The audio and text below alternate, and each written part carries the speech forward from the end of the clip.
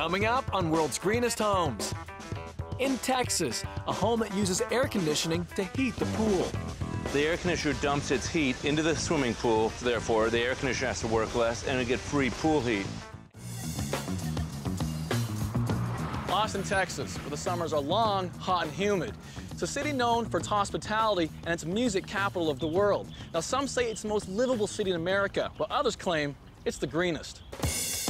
We're headed to one of the most exclusive lakefront communities in Austin.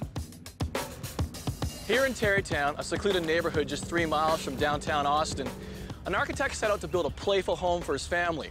When it was finished, it boasted some serious green credentials. In a climate where air conditioning is a necessity, this 4,200 square foot house is designed to save on energy. Just one of the reasons it's been awarded one of the highest ratings ever in the Austin Green Builder program. Architect Peter Pfeiffer designed the home with his wife Karen.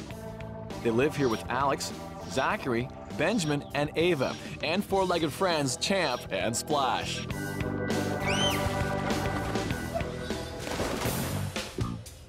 On the main floor, the living room, breakfast area, and kitchen share a large open space.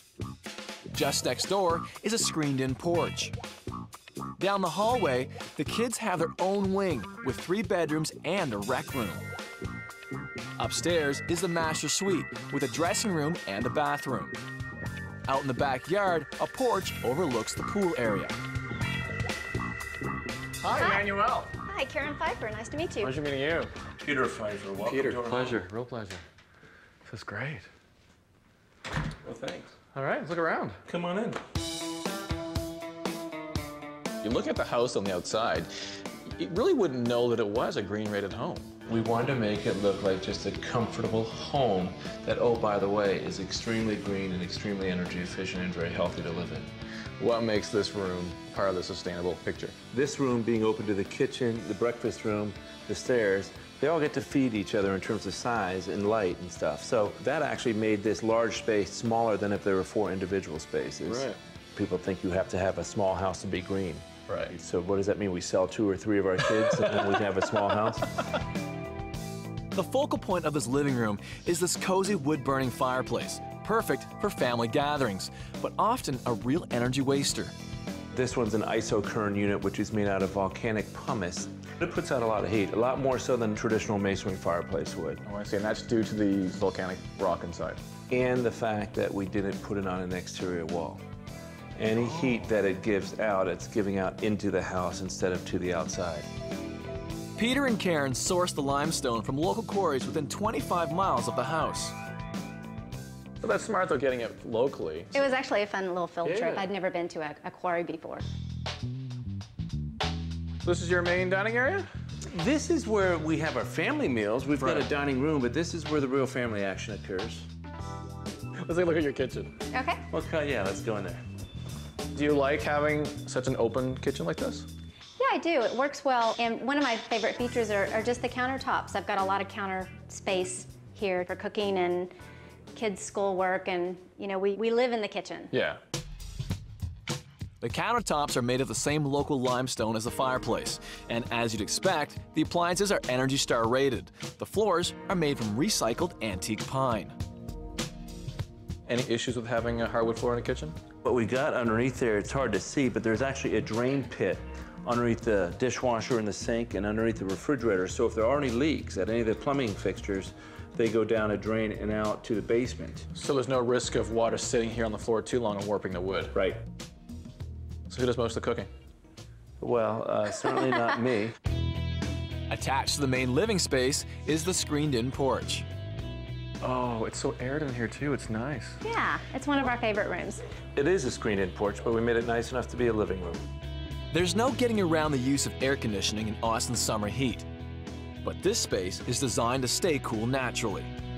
Those screens are just enough to let the air come through, but not so much that we'd get the solar heat gain or the winter winds. So we use this in the wintertime too. So you can spend 12 months a year in here? We do. I wanted to have a porch where the kids could enjoy an environment that didn't require processed air, you know, air conditioning or heating. All right, let's see the rest of the house. Okay. Let's go. Close the doors so we keep the air conditioning in. Good idea. Heading outside is the family's favorite spot. Well, we're on the porch right off the living room that overlooks the pool, so we can keep an eye on the kids and sit here and enjoy the view. What's the outside finish on your house? It's hardy plank siding, but it's a really nifty synthetic trim made out of recycled plastic and wood chips. You've got a bunch of kids, and obviously they've got friends, teenagers. Do anyone ever try to jump off here into your pool? Ours are so well behaved that I couldn't imagine They have that. tried it, and they got into trouble for doing it, but yeah, it has been attempted before. Yeah. And successfully. They didn't land in, they didn't splat. The pool is one of the home's most ingenious green features, and Peter has come up with a smart way of keeping it heated. The air conditioner dumps its heat into the swimming pool, therefore the air conditioner has to work less and we get free pool heat. How does the air conditioning system interact with the pool directly? Is there a... There's a heat exchanger in the basement where the Freon from the air conditioner exchanges its heat to the swimming pool water. It's just a simple heat exchanger between the swimming pool and the air conditioning system. Oh, I see. Okay. It's a win-win situation. Free pool heat and lower energy bills.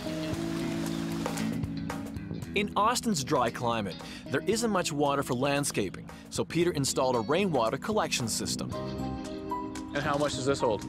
Almost 3,000 gallons. It holds enough water to water the lawn for about 2 weeks.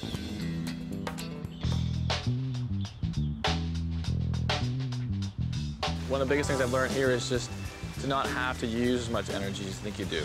Saving a commodity is always going to be simpler and more cost-effective than producing a commodity. The whole green building movement is about reducing consumption. Now, being the architect and being the homeowner, was this a novel experience for you going through all this? Yeah. It was a great experience. A good experience. Yeah. I'll go out on a limb and say next to having kids together, this is one of the neater things we've done together. Well, thank you so very much for letting me tour your home. So say bye to the kids for me and the dog. Okay. Take care, guys.